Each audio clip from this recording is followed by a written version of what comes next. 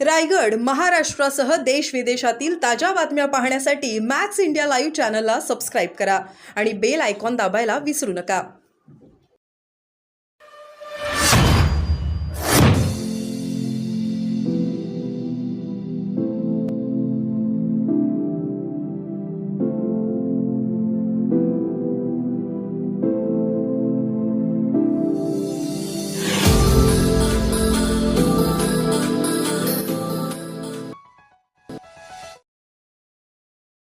Doctor बाबासाहेबांच्या क्रांतीविरुद्ध मनुवाद्यांचा प्रतिक्रांतीचा प्रयत्न म्हणून मनुस्मृतीचे दहन केले. आनंदराज आंबेडकर. महाड येथे पुन्हा आनंदराज आंबेडकर यांच्या उपस्थितीत मनुस्मृतीचे दहन. राज्य शासनाने लागू केलेल्या श्लोकांचा अभ्यासक्रमात समावेश केल्यामुळे निदर्शने. मानवी द्वेषाची मनुस्मृती जाळून निषेध. महामानव डॉक्टर बाबासाहेब आंबेडकर यांनी 25 डिसेंबर 1927 रोजी महाडच्या क्रांतीभूमीत जुन्या चालीरीती, रूढी, परंपरा, विषमतेची पाळमुळं भक्कम करणारी मनुस्मृती जाहीरपणे दहन करून सामाजिक समता रुजवणारे भारतीय संविधान या देशाला बहाल केले. मात्र आज पुन्हा मनुस्मृती डोके वर काढत आहे.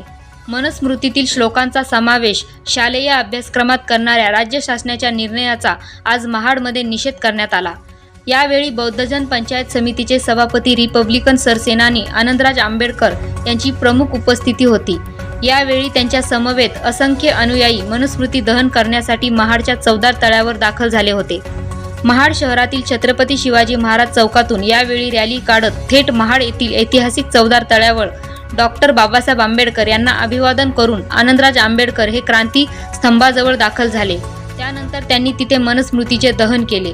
Dhammasheel Sawant, news bureau, Raigad.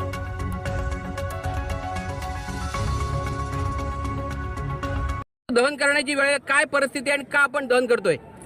बाबासाहेब आंबेडकरांनी या देशामध्ये क्रांती केली आणि या देशामध्ये समतेवर असणारा हा समाज निर्माण व्हावा ही बाबासाहेब आंबेडकरांची इच्छा होती. आणि त्या पद्धतीनं बाबासाहेबांनी या देशात संविधान सुद्धा समता, न्याय, बंधुत्व याच्यावर आधारलेले संविधान आपल्याला दिलं. परंतु आपण पाहतो बाबासाहेबांनी केलेल्या क्रांतीविरुद्ध काही मनुवादी, जातीवादी मंडळींनी परत एकदा या देशामध्ये प्रतिक्रांती करण्याचा प्रयत्न केलेला आहे.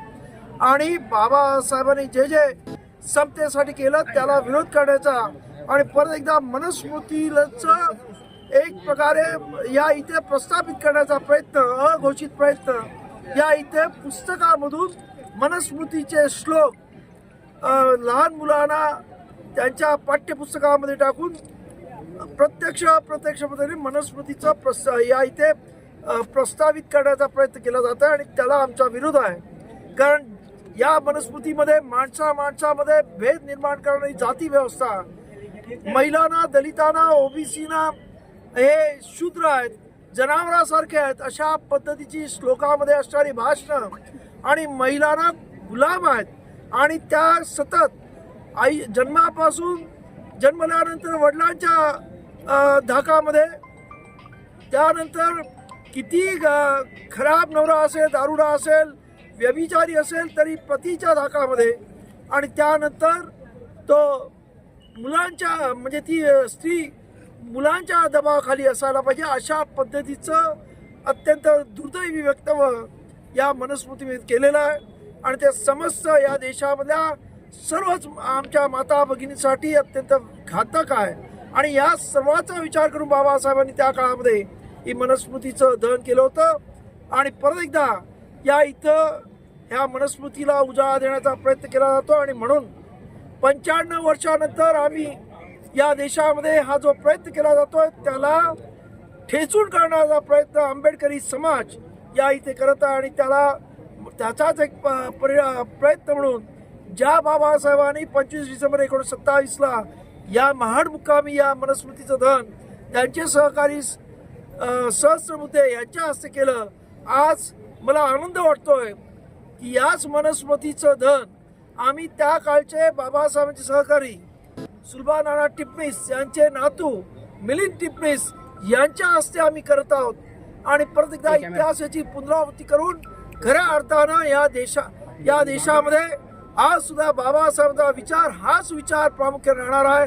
बाबासाहेबांचं संविधान हेच या देशामधला समता समतेवर सर आपली मागणी या प्रकरणात आज आपण दहन केलेलं आहे, मागणी काय असणार आहे आपली, या पुढे भविष्यामध्ये काय आंदोलन आणि मागणी काय असेल? आमची मागणी ही असणार आहे की मनुस्मृतीचे जे काही श्लोक या पाठ्यपुस्तकामध्ये दिले आहेत ते ताबडतोब काढून द्यावेत.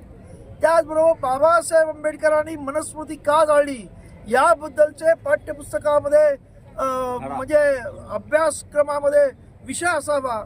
आणि त्याचबरोबर या इथं मनुस्मृतीची ही जी पुस्तकं आहेत जी माणसामध्ये भेद करतात, माणसाला गुलाम ठरवतात, महिलांना गुलाम ठरवतात, त्या पुस्तकावर बंदी आणायला पाहिजे असं आमचं म्हणणं आहे. काही दिवसापूर्वी जितेंद्र राऊत या ठिकाणी आंदोलन केलं, त्या प्रकारे गुन्हा दाखल झाला, या प्रकरणात आपलं काय म्हणणं आहे का? त्यांच्यावरती त्यांनी काय केलं ह्याच्याशी आमचा प्रश्न आमचा आहे की आंबेडकरवादी जनता आज अत्यंत प्रामाणिकपणे या प्रश्नावरती आज आवाज उठवण्यासाठी एवढ्या पावसामध्ये सुद्धा प्रचंड मोठ्या संख्येने इथे आलेली आहे. आणि त्यांच्या मनामध्ये ही धगधग आहे की तुम्हाला आम्हाला गुलाम करायला आनंद वाटत असेल तरी आम्हाला तुमचं गुलाम व्हायचं नाही. आणि हे सांगण्यासाठी या इथं ही आंबेडकरी जनता एवढ्या मोठ्या संख्येने आलेली आहे. थँक्यू.